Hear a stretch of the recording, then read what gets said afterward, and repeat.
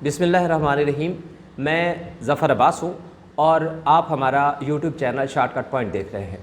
आपके नैब सीलदार interview preparation series में अपने प्रीवियस वीडियो में हमने बोर्ड ऑफ रेवेन्यू और इसकी हिरार्की के बारे में बात की थी और ये हिरार्की हमने with reference to the Punjab land revenue act 1967 आपको अच्छी तरह से एक्सप्लेन की थी। आज हम कोशिश करेंगे कि इसके द बोर्ड ऑफ रेवेन्यू के पैरेलल जो सिस्टम काम कर रहा है अंडर पेलरा, हम उसके बारे में और इसकी हिरार्की के बारे में बात करें। हम इस तरह से कह सकते हैं कि जो बोर्ड ऑफ रेवेन्यू है ये एक मेन वे और सब वे इसी तरह से पेलरा के अंडर काम कर रहा है और ये सिस्टम पेलरा after the digitalization and after the computerization of the land record इसने फंक्शन करना शुरू किया है।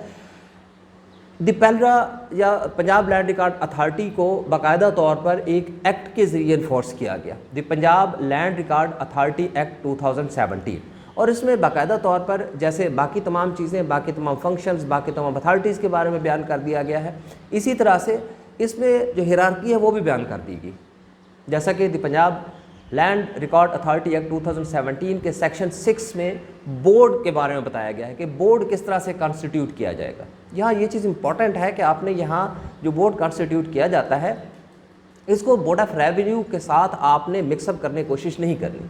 यहाँ से बोर्ड से मुराद सुपरवाइजरी अथॉरिटी है और ये वो अथॉरिटी है जो पेलरा के अंडर काम कर रही है और इसमें पेलरा की पॉलिसीज़ जो है ये सारी बयान की जाती हैं।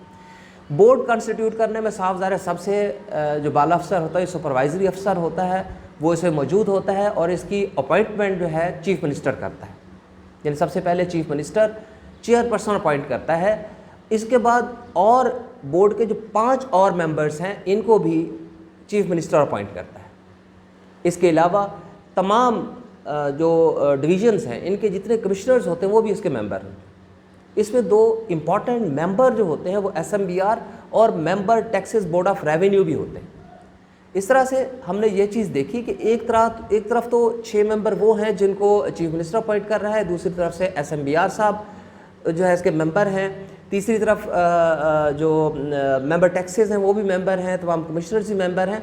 लेकिन जहाँ पे बहुत ही इम्पॉर्टेंट जो एक टर्मिनोलॉजी इस्तेमाल की गई है वो आपने जहन में रखनी है कि एक तरफ इसमें बयान किया गया है कि जो एक्स ऑफिशियो मेंबर्स होंगे और दूसरी तरफ बयान किया गया है कि इसमें मेंबर्स होंगे। तो फिर मेंबर एक्स ऑफिशियो मेंबर में क्या फ़र्क होगा? मेंबर से मुराद वो मेंबर हैं जिनको चीफ मिनिस्टर अपॉइंट करता है, यानी इसमें चीफ मिनिस्टर, इसमें चेयरपर्सन है और चेयरपर्सन के अलावा 5 मेंबर जो हैं इनको चीफ मिनिस्टर ने तैनात किया और इनको मेंबर कहेंगे। इनकी मुद्दत 3 साल के लिए होता है, लेकिन इनको एक्सटेंड भी किया जा सकता है। जबकि एक्स ऑफिशियो मेंबर्स जो हैं जैसे senior member board of revenue, member taxes, तमाम कमिश्नर, ये एक्स ऑफिशियो मेंबर होंगे। अब एक्स ऑफिशियो से ये मुराद है कि इस वक्त बाबर या तारड़ साहब SMBR जो senior member board of revenue हैं, या मेंबर टैक्सेस जो इस वक्त हैं इसके अलावा जितने कमिश्नर्स हैं डिवीजन्स के अंदर बैठे हुए हैं वो इसके मेंबर हैं। अब गवर्नमेंट किसी और ऑफिसर को SMBR लगा देती है या किसी और ऑफिसर को अगर कमिश्नर लगा देती है या किसी और ऑफिसर को अगर मेंबर टैक्सेस लगा देती है, तो जो भी ऑफिसर आके नई इस पोजीशन में बैठेगा वो अल्टीमेट इसका मेंबर बन जाएगा, उसको एक्स ऑफिशियो मेंबर कहते हैं। इस तरह से बोर्ड कॉन्स्टिट्यूट होता है, बोर्ड पॉलिसीज़ बनाता है, बोर्ड तमाम किस्म के फ़ैसले करता है और इसके मुताबिक एक और इम्पॉर्टेंट मेंबर जो इस बोर्ड का भी मेंबर होता है वो होता है DG पेलरा या डायरेक्टर जनरल पेलरा। अब यहाँ से हायरार्की शुरू होती है। यहाँ पे जो DG या डायरेक्टर जनरल पेलरा जो कि मेंबर भी होगा इस बोर्ड का, वो सेक्रेटरी भी होता है। यानी सेक्रेटरी के ज़िम्मे इम्प्लीमेंटेशन है, सेक्रेटरी के ज़िम्मे मैनेजमेंट है। जितने फ़ैसले किए जाएंगे बोर्ड में, ये तमाम बोर्ड के फ़ैसले इम्प्लीमेंट करने हैं जाके डायरेक्टर जनरल ने। अब पेलरा अथॉरिटी को जो इस बोर्ड के बाद जिसके पास सबसे ज़्यादा अख्तियारात हैं वो DG पेलरा है। अब हम सेक्शन 9 पे आते हैं। सेक्शन 9 हमें DG के बारे में बताता है कि DG जो है, DG को भी चीफ मिनिस्टर अपॉइंट करेगा, लेकिन ये भी 3 साल के लिए होता है। इसकी अगर एक्सटेंशन है तो इसमें बयान किया गया है कि with the recommendation of the board of revenue इसको एक्सटेंशन दी जाएगी। और फिर ये भी दिया गया है कि इसकी जो रिम्यूनरेशन होगी, इसकी जो अलाउंस इसके होंगे, ये तमाम चीज़ें बाकायदा तौर पर बयान कर दिए गए हैं कि किस तरह से इसको रिम्यूनरेशन या अलाउंसेस दिए जाएंगे। लेकिन इसमें ये बड़ा वाज़ेह है कि इसकी जितनी भी ये सारी रिम्यूनरेशन हैं, अलाउंसेस हैं, ये उसकी बाय डिफ़ॉल्ट जो वो सैलरी पहले ले रहा है अपनी डेजिग्नेशन में, या जितने अलाउंसेस पहले ले रहा है उससे कम नहीं होंगे, उससे ज़्यादा हो सकते हैं। इसी तरह ये भी इसमें बयान कर दिया गया है कि ये चीफ़ एग्जीक्यूटिव ऑफिसर या CEO होगा, यानी जितने भी मामलात होंगे, डे टू डे अफेयर्स होंगे, इसके अलावा जितनी भी जिम्मेदारियां तफवीज़ करने के अख्तियारात हैं, ये सारे फर्दर जितने अख्तियारात का इस्तेमाल है, ये इसका जो यूजेज है, ये डायरेक्टर जनरल कर रहा होता है, ये DG कर रहा होता है। अब DG के नीचे जो हिरार्की है उसमें कंप्यूटर सेंटर्स हैं, पूरे सूबे के अंदर, पूरे प्रोविंस के अंदर कंप्यूटर सेंटर्स काम कर रहे हैं। कंप्यूटर सेंटर का जो इंचार्ज होता है इसको SCI कहते हैं, service centre incharge. Service centre incharge के साथ असिस्टेंट डायरेक्टर लैंड रिकॉर्ड या ADLR, जो कि जिनको ग्रेड 17 में जिनको भर्ती किया गया था वो काम करते हैं। इनके साथ लैंड रिकॉर्ड ऑफिसर या LROs काम करते हैं, जिनको ग्रेड 16 में जिनको अपॉइंट किया गया था। इनके नीचे SCOs होते हैं, जिन्हें सर्विस सेंटर ऑफिशियल कहते हैं। इस तरह से सबसे ऊपर हमने देखा कि बोर्ड है, फिर DG है, फिर कंप्यूटर सेंटर्स हैं जहाँ पे सर्विस सेंटर इंचार्ज बैठा हुआ है, ADLR बैठा हुआ है, LRO बैठा हुआ है, SCO बैठा हुआ है।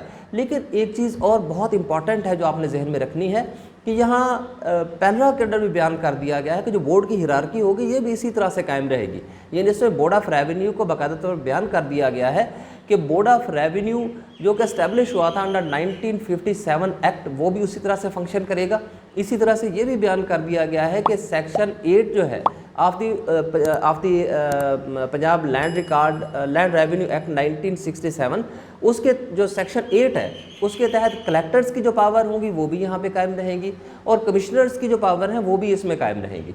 इसमें यह भी बयान कर दिया गया है द पैनरा एक्ट 2017 में कि under section 10 of Punjab land revenue act 1967 assistant commissioner जो है वो भी उसी तरह से अपने अख्तियारात उसके पास होंगे। अब हम देखते हैं कि ये मतलब इसको क्यों मिक्सअप किया गया है। इसका असल में ये है कि जो मेंटेनेंस ऑफ द रिकॉर्ड है या रिकॉर्ड अपग्रेडेशन, ये तो पैनरा कर रहा है कंप्यूटर सेंटर्स पे। लेकिन अब हम देखते हैं कि एक LRO ने या ADLR ने अगर एक इंतकाल किया है तो उस इंतकाल की अपील होगी, तो अपील कहाँ पे हो? साहबज़ार अपील जाके असिस्टेंट कमिश्नर के पास होनी।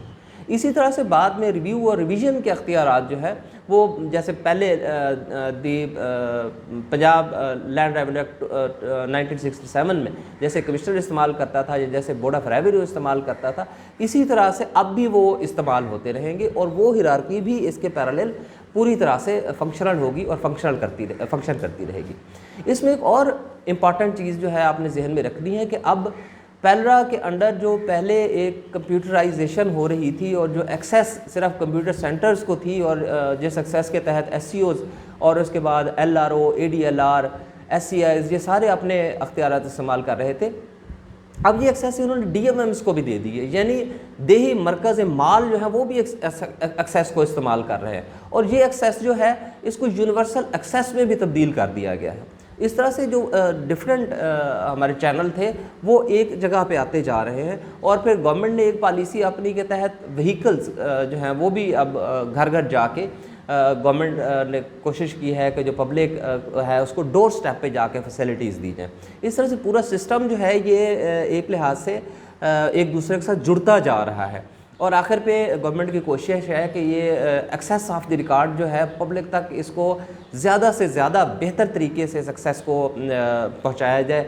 एक्सेस यूनिवर्सल एक्सेस के तहत गवर्नमेंट की एक पॉलिसी है कि कोई भी बंदा कहीं से भी बैठ के एक्सेस हासिल कर सके और बड़ी आसानी के साथ जो म्यूटेशन है या फ़र्द है, ये दोनों चीज़ें बड़ी आसानी के साथ जो है फैसिलिटीज़ जो हैं कोई भी पब्लिक का जो फ़र्द है इसको हासिल कर सके। अपनी आने वाली वीडियो में हम कोशिश करेंगे कि अलग अलग से बोर्ड ऑफ रेवेन्यू के तहत जो फंक्शन हो रहा है, जो पैनरा के तहत जो फंक्शन हो रहा है, इसको वजाहत के साथ बयान करें और एक एक चीज़ पे अलग अलग वीडियोस डालें ताकि आप बड़ी आसानी के साथ और बड़ी वजाहत के साथ आप तमाम चीज़ों को समझ सकें। आज की वीडियो देखने के लिए आपका शुक्रिया। Thank you very much.